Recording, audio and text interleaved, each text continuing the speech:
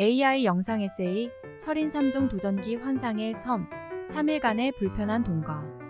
호모사피엔스는 놀기 좋아하는 동물이다. 매일 되풀이되는 일상의 권태를 견디기 어려워하고 새로운 놀거리나 장난감을 요구한다. 문화가 발전하면서 노는 방법도 날이 갈수록 다양화되어 가고 있다.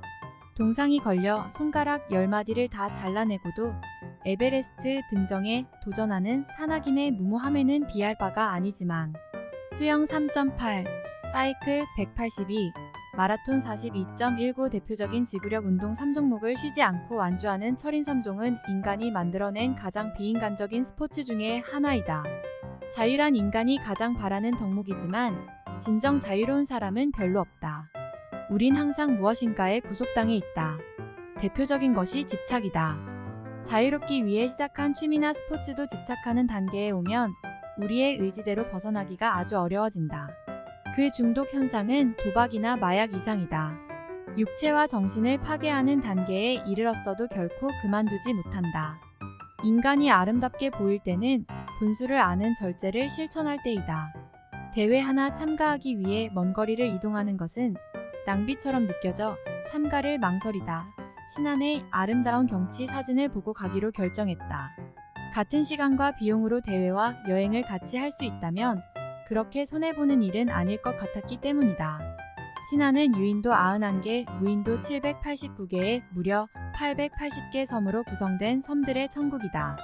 홍어로 유명한 홍도, 다도의 해상국립공원의 중심지인 흑산도, 김대중 대통령 생가가 있는 하이도, 다이빙 포인트로 유명한 비금도, 2007년 12월 아시아에서 처음으로 슬로시티로 지정된 증도가 대표적인 섬들이다.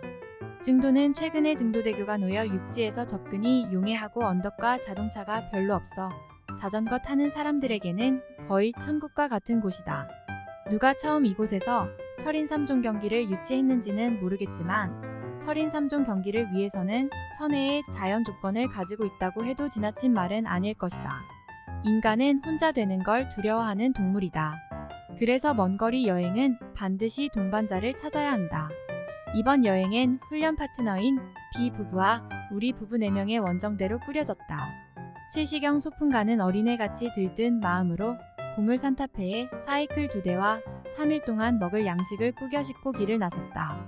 중간에 와이프와 운전을 교대하며 5시간 반 걸려 증도까지는 별 어려움 없이 도착했다. 아무래도 섬에 왔다는 들뜬 기분에 감칠맛 나는 회와 소주 생각이 간절하여 몇 번 물어 송도 수산물 유통센터를 찾았다.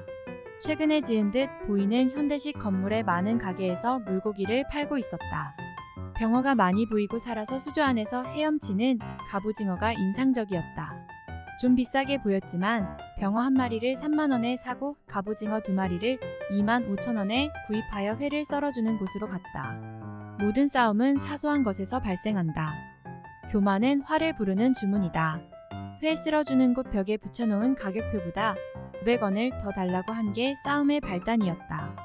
계산이 정확하고 불같은 성격에 분노를 제어하지 못하는 비의 거친 말 한마디가 바닷값의 사람 특유의 거친 성격을 자극했다. 우락부락하게 생긴 40대 중반의 남자가 금방이라도 때릴 듯이 달려들었다. 근처 고기 사진을 찍고 있던 나는 그 자리를 피했다. 그녀의 남편과 나의 와이프까지 3명이서 아무리 건장한 남자라지만 혼자서 대적하는 게 불공평하게 느껴졌기 때문이다. 보통 수세에 몰린 인간은 평소보다 포악해지기 마련이다. 당장이라도 회칼을 들고 나올 듯이 보였다. 쌍욕이 거침없이 나오고 B가 가지고 있는 가방이 공중에 날았다. 같이 일하던 아주머니 한 분이 나와 싸움을 말려 가까스로 모든 게 진정되는 듯이 보였다. 이건 끝이 아니라 그녀의 남편과 B의 싸움의 시발점이었다. 왜 종업원과 부드럽게 얘기할 수 있는 걸 창피하게 큰소리치고 싸우느냐? 여기 남아서 경찰 오면 해결하고 오라고 윽박질렀다. 성격이란 타고 태어나는 것이다. 호랑이가 양이 될 수 없듯이 자신의 감정을 다스리는 것은 정말 어렵다. 우린 그 둘 싸움을 말리는데 모든 에너지를 쏟아야 했다. 즐거운 여행길의 분위기는 참혹한 전쟁의 포화 속으로 빠져들고 말았다. 숨도 제대로 못 쉬며 운전대를 잡고 예약한 숙소로 갔다. 증도 유일의 바다가 보이는 한옥 해우촌 민박에 도착했다. 우주 아래 사는 생물에게 공통적으로 적용되는 단 하나의 복음은 행운이다. 이건 노력한다고 주어지는 것도, 머리가 좋거나 착하다고 주어지는 것도 아닌 그냥 주어지는 것이다. 신의 선물이라고 할 수도 있겠다. 사실 암울했던 시대를 살았던 우리 같은 사람들에겐 분위기 좋고 아름다운 것보다는 가격이 모든 걸 결정하는 기준이다. 인터넷을 통해 이번 트라이애슬론 경기를 위해 특별히 할인해주는 증도의 숙박시설들 중에서도 가장 가격이 저렴한 5만 원선의 숙박시설을 알아봤다. 비의 요구도 있고 해서 바다가 보이는 곳을 추천받아 해우촌 민박주인과 전화 연결이 되었다. 명랑하고 시원시원한 목소리가 들려왔다. 7만원 하는 부엌 달린 방 하나와 5만원 하는 부엌 없는 침대방 하나, 이틀에서 24만원이란 걸 가진 감언이설로 18만원으로 합의를 봤다. 아마 이곳의 분위기나 주인 아줌마의 인품을 미리 알고 있었다면 도저히 할 수 없었던 만행이란 사실을 도착해서야 깨달았다. 주변에서 가장 높은 언덕에 위치한 3,800평 규모의 꽃과 잔디로 곱게 가꾸어진 뜰 위에 고색창연한 고래등 같은 한옥 두 채가 바다를 향해 턱 버티고 있는 위용이 여행의 피로와 다툼에 지친 우리의 가슴을 일순간 환희로 바꾸어 놓았다. 차를 주차하고 아주머니를 불렀으나 대답이 없어 전화를 했더니 기다렸는데 이제 오느냐고 반가이 맞았다. 상상했던 두메산골 촌부의 모습이 아니고 서울 강남 미시의 세련미가 물씬 풍겨왔다. 10년 전쯤 여기로 들어와 한옥을 지어 민박을 운영하고 있으면서 관광해설가로 활동하고 있는 자신만만한 돌싱이었다. 이 넓은 시설을 혼자서 운영한다는 게 너무 힘들게 느껴졌지만 전혀 문제 없다고 한다. 홍콩 등 해외에서도 많이 찾아오고 신문에도 소개된 증도 명소 중 하나라고 했다. 오른쪽에 위치한 최근에 지어진 한옥은 단체로 사용하기 편하게 설계되어 있고 퇴계 이황, 신사임당, 율곡 2라고 명명된 3개의 방이 있고 왼쪽에 위치한 안채는 해당화, 들국화, 참가리 3개의 방과 주인이 머무는 방이 하나 더 있다. 지구상에 꽃이 없었다면 인간은 더 포악해져서 지금까지 존재조차도 어려웠을 수도 있다. 인간 삶에 있어 꽃처럼 인간의 감성을 자극하여 행복, 기쁨, 즐거움 같은 긍정적인 감정을 갖게 만드는 물질도 별로 없을 것이다. 해우촌뜰하게 핀 다육식물, 붓꽃, 감국, 철쭉, 금전수 등을 열심히 카메라 CCD에 담았다. 부부싸움은 칼로 물베기라고 했던가. 방금 전까지 금방이라도 헤어질 것처럼 으르릉거리던 분들이 아무 일 없었다는 듯이 사이좋게 얘기하는 게 신기하다. 병어와 갑오징어를 안주 삼아 가지고 온 고량주를 한잔했다. 이태백은 술이 없으면 시를 짓지 못했다고 하는데 술은 스트레스에 찌든 현대인을 구원할 유일한 희망처럼 느껴질 때도 있다. 트라이애슬론 경기는 경기 전날 미리 가서 선수 등록을 해야 한다. 3달 전에 시합 참가비를 입금시키고도 전날 등록을 다시 하는 이유는 안전 문제 때문이다. 술 잔뜩 먹고 새벽에 도착하여 바다에서 수영하다 심장마비로 죽은 선수가 있고부터 시합날 아침 등록은 없어졌다. 시합은 신안지자체의 도움 없이 선수들이 내는 참가비만으로는 경기 진행이 불가능하다. 도로 통제를 해야 하기 때문에 경기 진행 요원이 많이 필요할 뿐 아니라 보트 등 안전장비 임대 비용도 무시할 수 없다. 작년에 참가했던 비의 안내로 수영할 바다도 가보고 사이클 코스, 런 코스도 대충 보고 숙소로 돌아왔다. 저녁은 냉동 남원 추어탕을 데워 햇반과 같이 먹고 10시경 잠자리에 들었다. 제2회 신안 트라이애슬론 대회. 행운 숫자 2개가 겹친 77번째 참가하는 트라이애슬론 대회이다. 인간은 숫자나 꿈 등을 핑계로 자신에 대한 최면을 걸어 잘 될 거라는 확신을 심어주기를 좋아한다. 사업이나 세상사는 우리가 낙관하는 것보다 훨씬 복잡하고 어렵다. 어떤 일에도 평정심을 유지할 수 있을 것 같은 나이에도 대회 날 아침은 긴장되고 스트레스로 화장실을 기본적으로 3번은 가야 하는 내가 싫다. 이런 팽팽한 긴장감은 내가 원하는 게 아니다. 아무렇지도 않게 긴 수염 한번 쓰다듬고 차가 식기 전에 적장에 목을 베고 돌아왔다는 관우 같은 배포가 왜 내겐 없을까? 추어탕과 햇반으로 식사를 하고 대회장으로 갔다. 6시 50분부터 20분 동안 바다에서 수영 연습할 수 있는 시간을 주었다. 바닷물 온도에 몸을 적응시키지 않고 바로 바다에 뛰어들면 대단히 위험하다. 아직 수온이 15도 정도라 민소매 슈트를 입은 내게는 섬뜩할 정도로 차갑다. 적응 안 된 심장이 놀라 멈추어 버릴 위험성은 항상 존재한다. 어떤 경우라도 시합 전에 수온에도 적응하고 심장박동도 좀 높여 갑작스러운 변화에 몸이 마비되는 증상은 방지해야 한다. 그토록 오랫동안 수영했는데도 숨쉬기가 편하지 않다. 몇 년 전부터 목에 가래가 낀 것 같은 현상이 있어 기관지나 폐가 나쁜가 하여 한방병원에서 평강탕도 먹었으나 별 차도가 없고 최근에 더 심해져 헛기침을 동반한 목의 통증으로 할 수 없이 병원을 찾았다. 역류성 식도염 같다고 약을 지어주었다. 난 의료 마피아의 말을 잘 신뢰하지 않는다. 더욱이 의사에게 살해당하지 않는 47가지 방법이라는 책을 읽고부터는 아주 불신하게 되었다. 아무리 생각해도 진찰도 제대로 하지 않고 내 말만 듣고 약을 처방하는 게 마음에 안 들어 약은 거의 먹지 않고 2주 뒤 예약이라도 가지 않았다. 인터넷을 찾아보니 내가 가진 증상이 정확히 역류성 후두염이라는 걸 알게 되었다. 운동하고 배고프니 바로 밥을 먹고 피곤하니 바로 자버리는 습관이 10년 이상 지속되었으니 당연 생길 수밖에 없었을 것이다. 병은 대부분 잘못된 생활 습관에서 온다.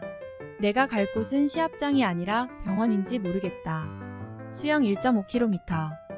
엘리트 선수들이 먼저 출발하고 8시부터 1분 간격으로 500여 명의 철인들이 나이별로 바다 속으로 뛰어들었다. 바다는 아무리 오랫동안 수영한 철인에게도 거칠고 험한 동네다.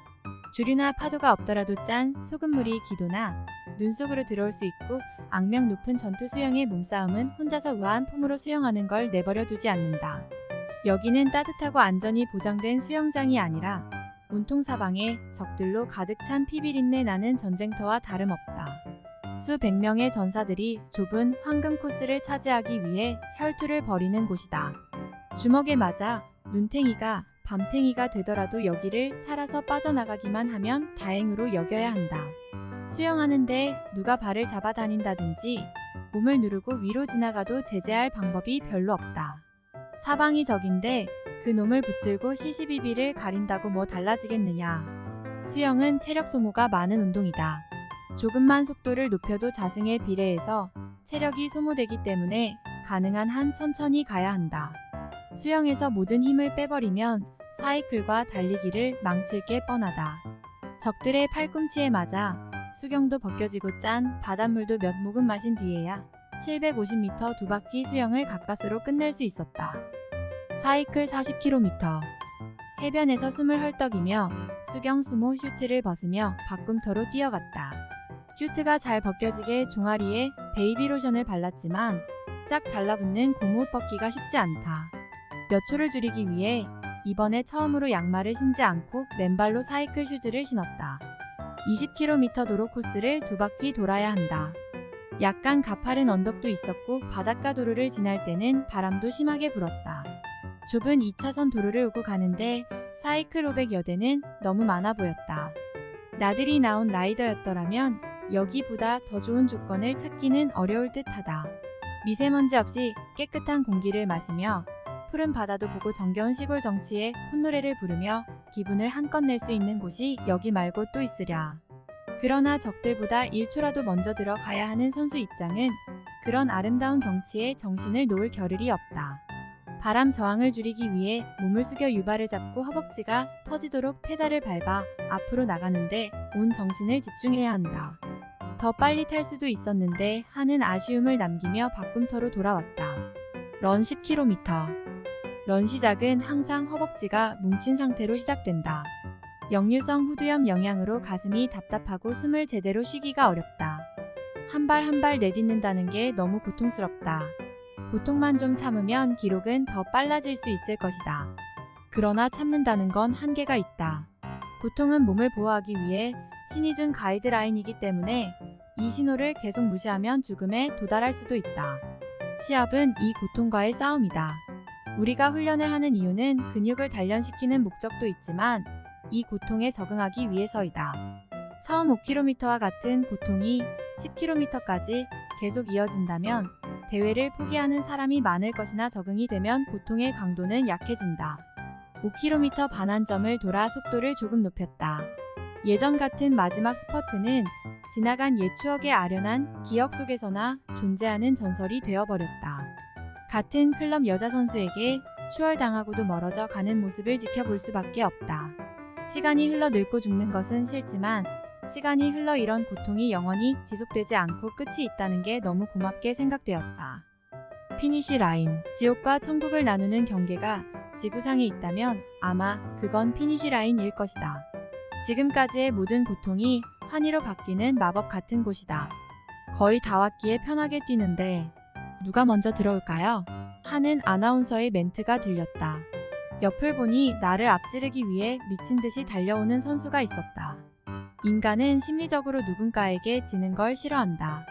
그건 전쟁에 져서 노예가 되거나 죽임을 당한 오랜 역사의 비참한 실상을 우리 DNA가 알고 있기 때문이다. 뇌에 명령이 없었는데도 내 다리는 미친 듯이 빨리 움직이기 시작했다. 결승점을 통과 후 뒤를 돌아보니 그는 3m 정도 뒤에 있었다. 완주 메달 하나 받고 당신처럼 살면 하루도 못 살 것 같다는 슬로모션 와이프를 찾았으나 보이지 않았다. 인간은 나이에 관계없이 누군가의 위로가 필요하다. 한참을 찾다 포기할 단계에 더워서 쉬다 왔는데 벌써 들어왔냐고 천연스럽게 모습을 드러냈다. 시상식이 12시라 민박집으로 가서 샤워하고 시상식 사진을 찍어주었다. 같이 온 프랑크푸르트 유럽 철인 3종 선수권자인 B는 우승을 해서 말린 농어 한 마리를 선물로 받았다. 난 대구 대회에 이어 또 4등을 했다. 당연히 입상할 거라고 생각한 와이프의 아쉬움을 달래줄 이유가 필요하다. 역류성인 후염이라도 걸리지 않았다면 더 큰 절망을 선사할 뻔했다. 사지에서 겨우 살아 돌아온 지 얼마 되었다고 기가 치솟는다. 병부터 고치고 다시 보자. 특이한 것은 가장 늦게 들어온 선수에게 주는 슬로시티상이 있었다. 무엇이든지 빨리빨리의 강박관념을 갖고 있는 한국인에게 느림의 미학이 주는 평온함을 알게 하기 위한 상이 아닐까. 주최 측에서 주는 1만원 식권으로 망둥어탕을 먹으러 갔다. 망둥어는 갯벌에 사는 흔해 빠진 고기다. 맛은 별로 없는데 양념을 잘해서인지 그런 때로 먹을만했다. 대회 끝나고 2시부터 신안군에서 제공하는 버스를 타고 증도의 명소를 탐방하고 보물찾기 행사에도 참여했다.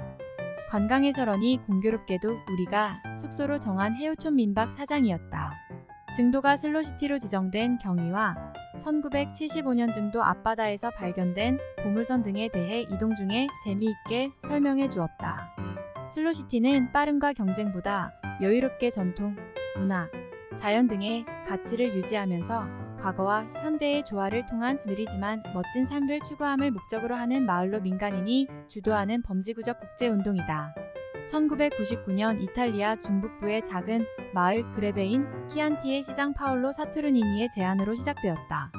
현재 전 세계 25개국 150개 도시가 가입되어 있으며 최근 웰빙에 대한 욕구가 커지면서 전 세계적으로 슬로시티 열풍이 불고 있고 유럽을 중심으로 점차 확산되는 추세이다. 슬로시티 국제연맹의 일원으로 슬로시티 창시자인 파올로 사투르니니가 현장을 직접 방문해 실사에 참가한 후 아시아 지역으로는 우리나라에서 처음으로 전남내국, 완도군, 신안군, 담양군, 장흥군이 2007년 12월 1일 슬로시티로 지정되었다. 매년 삘기꽃 축제가 열렸다는 태평염 전후로 갔다. 작년부터 삘기꽃이 피지 않아 축제가 취소되었다고 한다. 하얗게 온 산하를 덮은 삘기꽃을 볼 수 없어 안타까웠다. 소금 전시장, 천일염 힐링 캠프장, 먹거리 코너 등이 보였다. 근처에 보물이 숨겨져 있다고 해서 찾아봤지만 보이지 않았다. 아마 먼저 온 손님들이 다 찾아 가버린 것 같다고 하는데 사기당한 기분이다. 증도면 방충리 앞 해역에는 14세기 침몰한 중국 원나라 무역선이 발견되었다. 1976년부터 1984년까지 10차례에 걸쳐 14세기 동아시아의 경제와 문화, 교류를 보여주는 중국송 원대 유물 2만 2천여 점이 발굴되었다. 1975년 한 어부가 고기잡이 중에 도자기 6점이 그물에 걸려 나와 알려지게 되었고 어부가 이듬해 1월 도자기를 신안군청에 신고했고 그해 10월부터 발굴이 시작됐다. 증도면 방충리에서 서북 방향으로 2750m 지점에 바다속에서 중국 원나라 때 14세기경 제작된 청자를 비롯하여 대외 무역용의 많은 유물들이 다량으로 발굴되었다. 도자기 2661점, 금속 제품 729점, 돌로 만든 제품 43점, 자줏빛 자작향 나무 1017개, 동전 28톤 18K, 기타 574점 등 총 23,024점이 출토되었다. 이러한 유물들 이외에도 약품, 일용품 등을 비롯하여 맷돌에서 바둑판에 이르기까지 당시 배에서 사용되었던 것으로 보이는 생활용품들도 발굴되어 세계 학계에 비상한 관심이 집중되었다. 유물의 90%가량은 수장고에 보관되어 공개가 차단되었으며 명품 위주 5%가량의 천여 점만이 전시되었다. 저녁은 숙소 주인의 파란만장한 인생 역경을 들으며 가지고 온 오리고기, 닭갈비, 돼지불고기에 고량주를 한잔하며 여행이 아쉬운 마지막 밤을 보내고 다음날 아침 4시간 30분 걸려 서울로 올라왔다.